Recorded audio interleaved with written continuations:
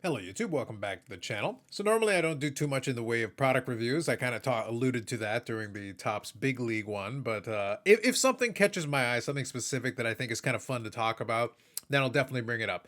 Now, the reason I'm discussing this one, obviously, we're days away from WrestleMania, so thematically appropriate, but the other reason is kind of given away in the thumbnail a little bit, because something that I saw, the WWE Prizm product for 2023, the checklist has been released and something caught my eye that made me laugh. And at the same time, I thought, all right, that's a good excuse as any.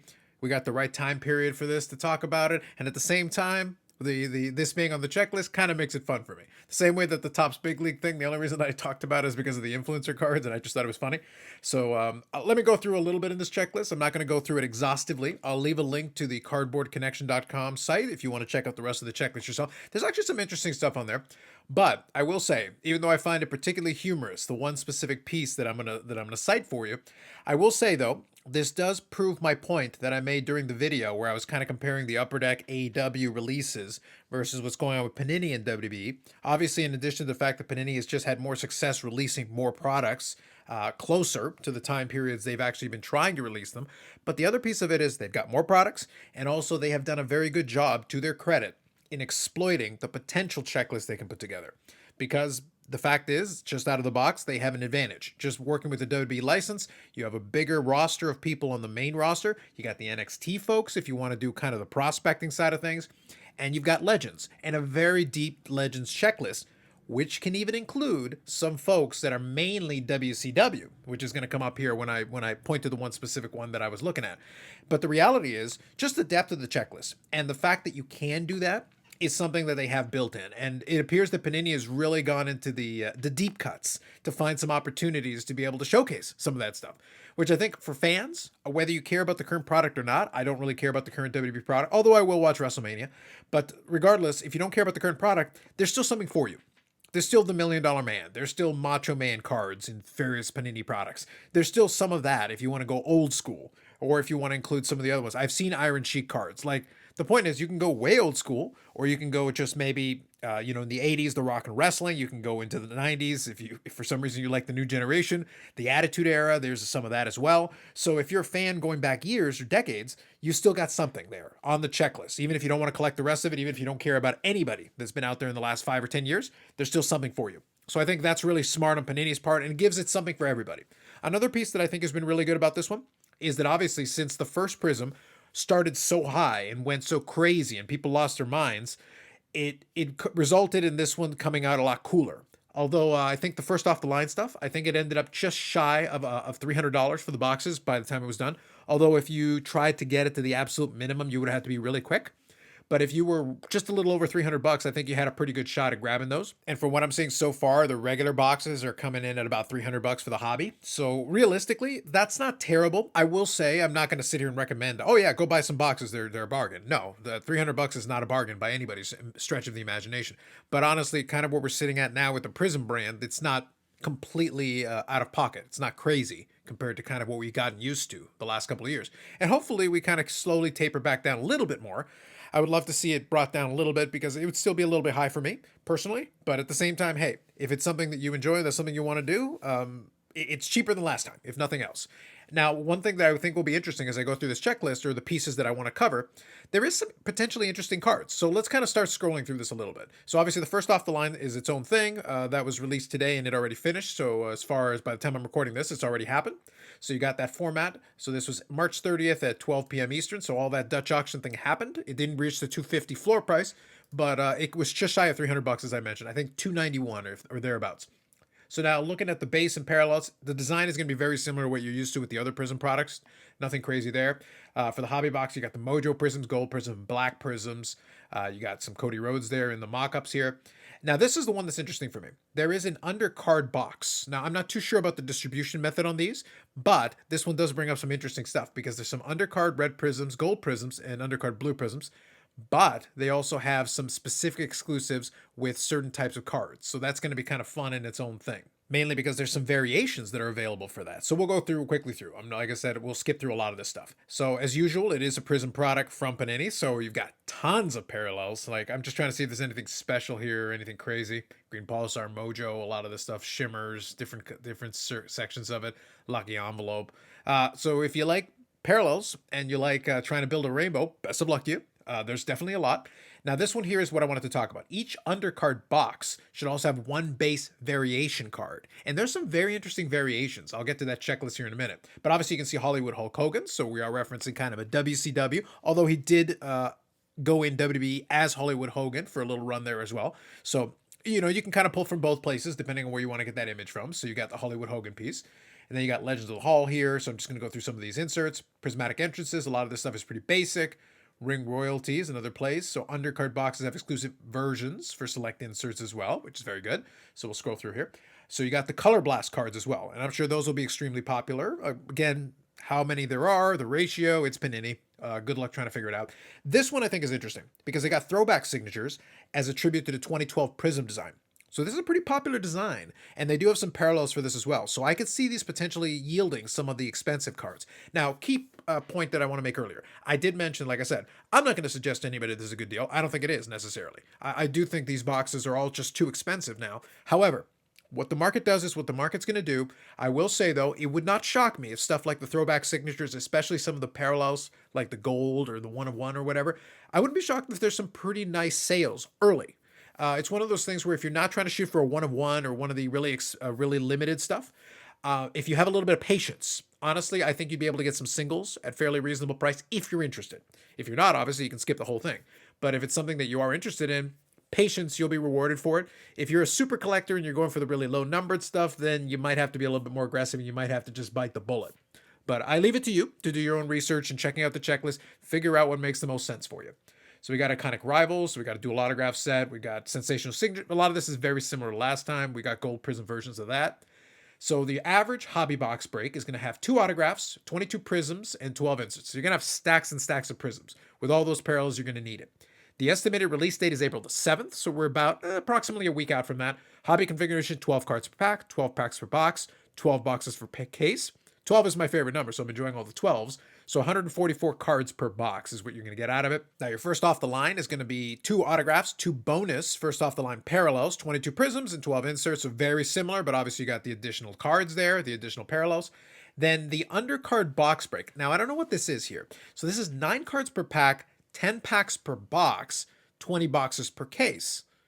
I don't know if this is supposed to be the retail. I'm not really sure what it is, but it's got 1 autograph, 18 parallels and inserts and parallels. Since it's got an autograph, I assume that's not a retail thing at all. But you've got the 1 base variation, which we'll talk about the base variation checklist here in a second. So you got all the different mockups. Like I said, I'll include a link to all this in the description for you if you want to check it out. Base set has a lot of stuff. You can see all the different parallels here. It's got a very deep checklist, all things considered. And it's separated out into vertical and horizontal, which, again, depending on your preference, you got a little bit of that. So it's got a 200 card base set with a number of things. And here's the undercard variation checklist. So the variations are the same number as the base version. However, it's a slightly different twist. And a lot of them tend to be characters or versions of the character that tend to be from the past in a lot of cases. So you have Stardust there for Cody Rhodes, right? You know, appropriately. Deacon Batista, where if you remember that from his early days, that was kind of his first gimmick in WWE when he made the main roster. He was basically a lackey for Reverend Devon, if you remember that one. So you got a Tommaso Ciampa, you got Rocky Maivia for an early Rock there if you want it. 123 Kid, Sean Waltman / X-Pac /6 / 123 Kid. John Cena, I'm guessing maybe Dr. Orthogonomics John Cena. That'd be just a guess for me. Cactus Jack, Scott Hall, Hunter Hearst Helmsley. So going back in time with that one. An earlier Edge probably. So you got Diesel taking the Kevin Nash slot. Ezekiel, very good. Brock Lesnar. And card number 152. The one that obviously is in the thumbnail. Is the one, the only. They call me the Shockmaster. Yes, indeed. The Shockmaster. Love it. I'm not joking when I say this. I want this card. I don't know how They got one variation per each of these undercard ones, so it shouldn't be too tough to come by. But I want this card. I want to get a copy of it. I think it's just the base version. I think that's all you can get. It's just a variation. But I'm very, I'm gonna pick that one up for my collection. That's too funny for me. You got Papa Shango, Mean Mark Callis. You got early Undertaker there, Johnny Gargano, Hollywood Hulk Hogan, which showed up in the mock-up there, Stunning Steve Austin. So you got an early Steve Austin, and then Randy Orton. So some cool variation cards if you enjoy some of the earlier iterations of some favorite characters. So that's kind of fun. And then autograph checklist tends to be pretty deep. So you got a 10 card checklist for the champions signatures. That's kind of neat. That's pretty good. The Miz is a bit strong as far as champions, but technically correct. I'll give it to you. So you got Gunther and Braun Breaker and a lot of the other ones that you would expect. Iconic rivals here. I'll go through a bunch of this. Legendary signatures if you want some of that as well. John Bradshaw Layfield, legend. It's a little strong, but I guess it technically counts. And then you got Dude Love, so there you go. And then my $1 Million Man, so that's probably one that I would look out for. And then you got Diesel here as well, which is great. Sensational Signatures, which is the deeper checklist of different signatures, which is pretty standard stuff for Prizm. Superstar autographs, again, pretty good. You got 40 cards there. These are the throwback ones. And this is the one I mentioned earlier. So it's got the 2012 Prizm design, which I think between the undercard, you got your white sparkle 1 of 1 and your black 1 of 1. Obviously, those are going to be very expensive, but you've also got your golds. And I could see some golds going for pretty good money because people love Prizm golds. So it's a pretty strong checklist as well, because you got Stone Cold, Undertaker, Triple H, Ronda Rousey, Batista, Roman Reigns, Brock Lesnar, Hulk Hogan, and John Cena. So that's a pretty strong checklist, I'll say. Now, it is kind of weird, though, I will say, that it's showing 9 cards. And obviously, it's numbered 1 to 10, so I don't know what the deal is, why there's no number 2. That's kind of weird. I'm not sure about that. But it says 9 cards, so I'm just going to go with what the checklist says, and there it is. Throwback Signatures Prizm Premium Box Checklist. Again, 9 cards, so fine. That's great. And then you got the rest of the inserts, the Color Blasts, Legends of the Hall, Prismatic Entrances, Ring Royalty. I'm just checking to see if there's anything else of interest. And a 40-card top-tier set checklist. So realistically, there is a lot as far as in terms of inserts, in terms of parallels. So if you like color parallels for Prizm, of course, Prizm. A lot of different inserts and stuff, different versions of those, and options for quite a number of autographs. So I think it's a pretty good mix, I'll say. So credit to Panini for putting together another, like, it's kind of what you expect with Prizm. At the end of the day, they're following the very similar formula to what they do with the sports. But I will say, if people are fans, there's enough there for different kind of folks. I don't see a lot of folks being like set collectors for a lot of this, of course, although of course there are some. But if you're a fan of certain characters, there's plenty probably for you to chase. It's hard to say that you're missing anything, at least as far as this checklist is concerned. I'd be curious if before the end of the Panini license, if they do any other deep cuts, because you had the Stunning Steve Austin, obviously the Shockmaster, which, a personal favorite in this one. But I'd be curious if they would go into some of those other deep cuts, because they had the WCW one, which I thought was very funny. And obviously there were some characters and some gimmicks that were in WCW that were kind of short-lived, but fit in the narrative of some of these characters, and you could probably throw them in there. They do own the rights to WCW, so that's why I said Panini and WWE does have some options as far as the checklist is concerned. You can actually go some pretty deep cuts. One that I would throw out there that'd be kind of fun, but again, it would be a super deep cut. I don't think most people would care. If you watched WCW back in the day, I'd like to see something like an Alex Wright. I'd be curious if there'd be an opportunity there to throw in some of those guys, just as a weird off the wall kind of option for characters that maybe don't resonate beyond the WCW timeframe. And that'd be kind of a fun way to throw a bone there for the old WCW faithful. Because obviously the regular guys, you kind of know they're there, and you kind of expect them. The big names are pretty much always covered. But it's kind of fun to have some of those deep cuts in there from time to time.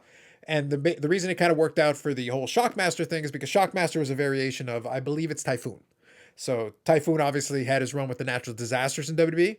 And I think also Tugboat. I think it was also Tugboat. So, like, you had different ways that you could use that character if you wanted to, but throwing the Shockmaster's more infamous version 1. I'll also include a link for you to, I think, WWE's video of the infamous debut of the Shockmaster. And if you remember that time frame, it'll probably put a smile on your face. It's kind of a fun one. So with all that said, kind of a discussion of the 2023 Panini Prizm WWE. Kind of a fun product. Not something that I would chase after in terms of boxes, but definitely some singles that catch my eye, including the one that was brought up in the thumbnail. So kind of a fun one. I thought I would talk through that one, especially this with WrestleMania week here coming up. WrestleMania weekend, I should say. Anyway, that's it for now. If there's any other one of these reviews that you'd like me to do, or like previews or run-throughs with any of the other wrestlers, wrestling ones, I'd certainly be inclined to do it because they don't do products every week, which is great. And the AEW one, we're still waiting on. I'm still waiting for a checklist on that one, but when those come out, we'll probably talk about those a little bit. Anyway, otherwise, more videos coming up on the channel, live streams Friday, 8 p.m. Eastern Time as always, where we'll talk about whatever's going on hobby-wise. We got the Mint Collective this weekend as well, so that's happening. We got the WrestleCon thing, which I'm kind of keeping an eye out on. I've done some videos talking about why I'm doing that. We'll see if anything comes out of that, so it'll be interesting to see. Otherwise, that's it for me for now. Thanks very much. If you like the video, subscribe to the channel, and we'll catch you in the next one.